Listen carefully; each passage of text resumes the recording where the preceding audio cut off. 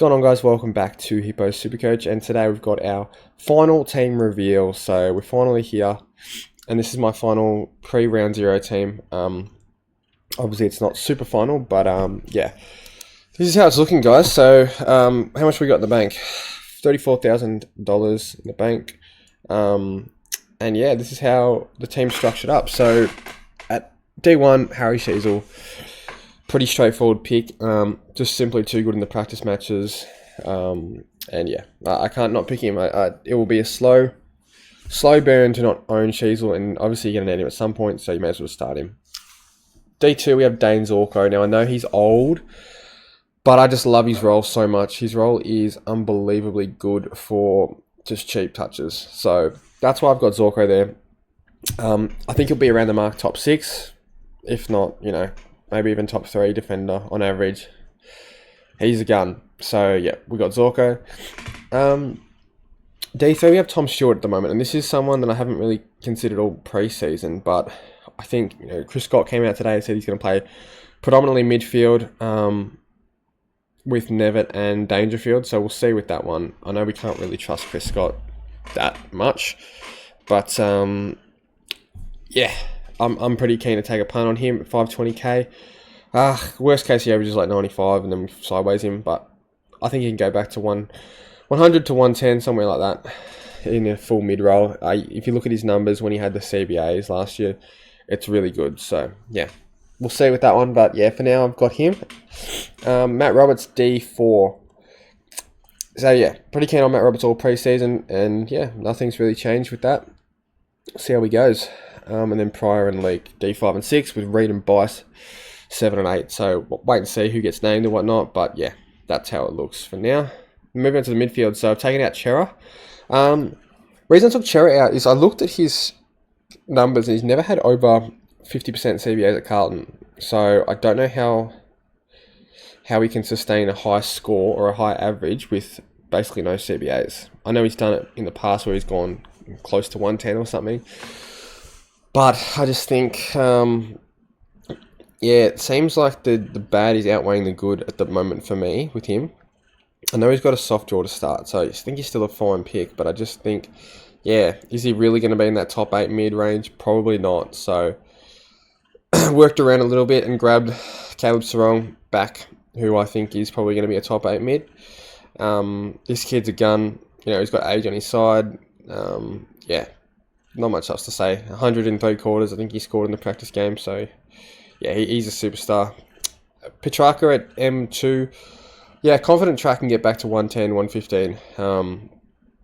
So, yeah, 556k, I think he's just very good value. And, yeah, I really liked what I saw. I saw him chase down Shai Bolden, like gut running, full sprinting. And if he's doing that in a practice match, it's a pretty good sign of things to come, I think, in the real stuff. So, yeah, I'm keen on Petrarca.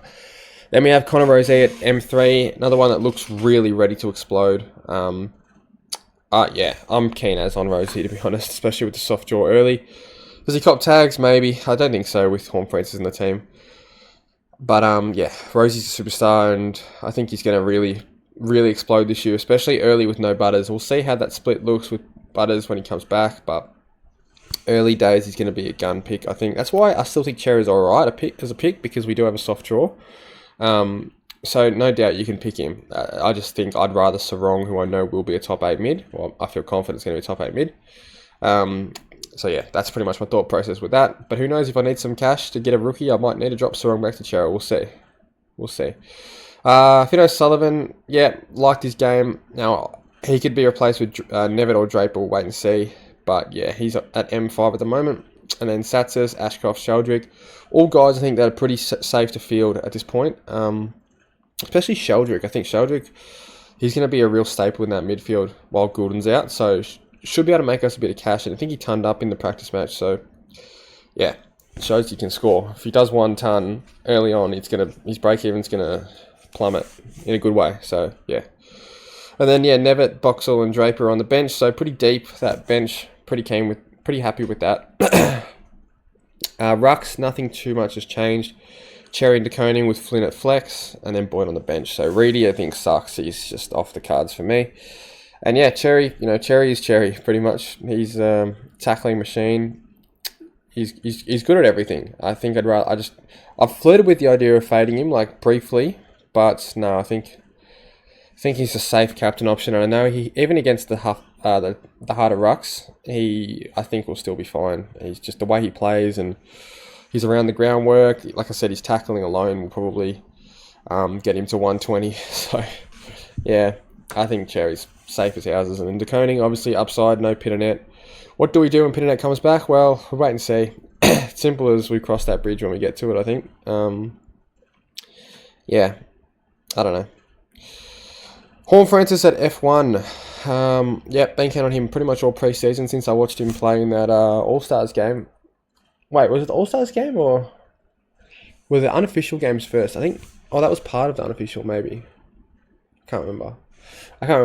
Anyway, he's looked good all pre-season and yeah, I'm keen on him. Isaac Rankin. So I've replaced Bailey Smith with Isaac Rankin, as you can tell by the title.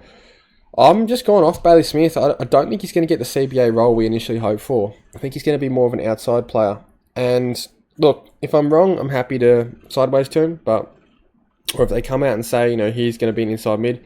But from what I'm hearing from Chris Scott, he's not going to be that inside mid. He's probably going to be a wing player, which he is a good wing player. So yeah, that's something to consider. He's never gone over 100 in his career, and I know he's only young, but for anyone that's going to just guarantee he's going to average a ton, probably cool the Jets on that one a little bit, I would think, if he's not going to play in an inside mid role. If he plays pure inside mid, no doubt about it, he'll probably average 100. But yeah, I don't like the role that it appears he has. I don't really know what this injury that he supposedly has is either. So at this point, I just rather Isaac Rankin, and I had the cash to go up to him, so I did it. Rankin had the most CBAs for Adelaide.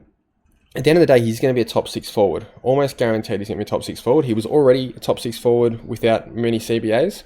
Now, if he's their leading CBA getter, which he was in the practice match, don't know if this necessarily going to be what happens in the real thing, but from what we've heard, the coach does want him in the midfield more. So it makes sense, and the guy's a gun. I think, I think he's just a great option, and yeah, we'll see. I'm pretty keen to jump on the Rankin train. And then McRae, Daniel, Garcia, Davidson, they're all kind of no-brainer picks. I'm pretty confident fielding Davidson. Really good outside game in the practice match. I know it was only one game, but he looked really classy and ready for the level. Absolutely. So I feel like we can field him with a bit of confidence. And then Kako and Hewitt rounding out the bench. So that's it. We've got 2 games, guys, until we are into the round 1, or the real stuff.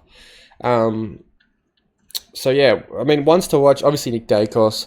If he goes nuts and explodes and just breaks a tag like it's crazy, he'll probably replace Sarong in my team. But we'll wait and see. And then who else are playing? Collingwood and GWS. So I guess we watch Leake.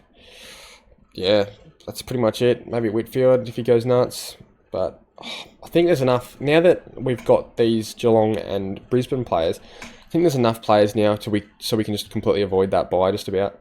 If we want to, those early buys, which is what I am currently doing. I think if we look through my buys just quickly, round 2 I've only got Leak out. Round 3, Zorko and Stewart are going to look like they're out, but they're not. We've only got Roberts, Sheldrick, and Bice out. So we're going to have 23 that round in a best 18, so that's fine. I do think you can pick someone like Nick Dacos if you want, because we have a lot of players. Like I just said, obviously we don't need to, but if you want him and you are keen on him, I think go for it. For me, it's not more the buy that's I'm scared of. It's more the tags early that I'm scared of. Round 4, we're chilling. Only the Essendon boys really, and they're all rookies anyway, so plenty of coverage there. And then yeah, round 12, that's going to be pretty chalked, but it's not that bad. 13, we don't really need to worry about these rounds at this point, but just round 16 looks a bit brutal. Wait and see, because I think, anyway, whatever. We'll worry about round 16 at round 12. We don't need to think about that for now. But yeah, this is how the team's looking, guys. Let me know what you think. Fading Bailey Smith, will I actually end up fading him? Let's see. But at this point, I'm pretty comfortable fading him. I don't think he's the same pick that we all thought he would be. So, time will tell. Let's see what happens, and I'll see you guys in the next one.